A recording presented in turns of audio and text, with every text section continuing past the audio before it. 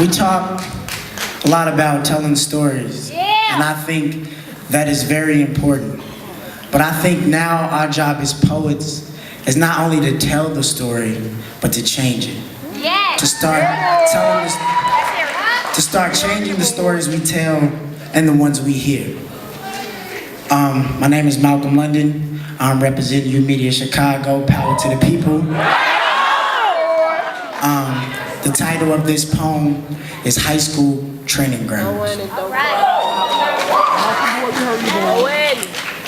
At 7:45 a.m., I opened the doors to a building dedicated to building, yet only breaks me down. I march down hallways, cleaned up after me every day by regular janitors, but I never have the decency to honor their names. Lockers left open like teenage boys' mouths when girls wear clothes that covers their insecurities but exposes everything else.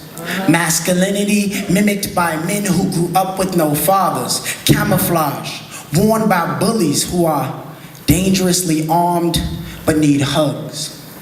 Classrooms overpacked like book bags. Teachers pay less than what it cost them to be here. Oceans of adolescents come here to receive lessons but never learn to swim. Part like the Red Sea when the bell rings. This is a training ground.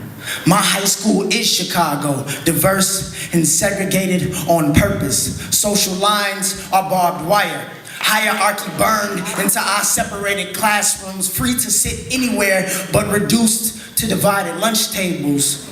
Labels like regular and honors resonate. This is a training ground. Education misinforms. We are uniformed, trained to capitalize letters at a young age, taught now that capitalism raises you, but you have to step on someone else to get there. This is a training ground.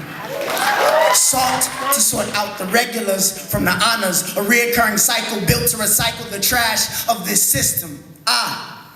I'm in honors classes, but go home with regular students who are soldiers in a war zone in territory they don't really own. When did lives become expendable?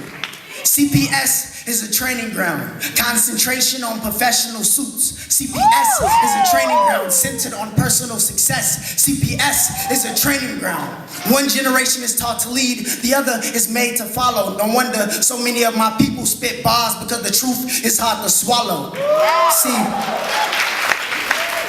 See, the need for degrees has left so many of my people frozen. See, the need for degrees has left so many of my people frozen. The educated aren't necessarily the educated. I have a 1.9 GPA. Got drunk before my ACT and still received the 25. Now tell me how I'm supposed to act. Homework is stressful, but when you go home every day and your home is work, you don't want to pick up any assignments. Reading textbooks is stressful, but reading doesn't matter when you feel your story is already written, either dead or getting booked. Taking tests is stressful, but bubbling in a Scantron doesn't stop bullets from bursting.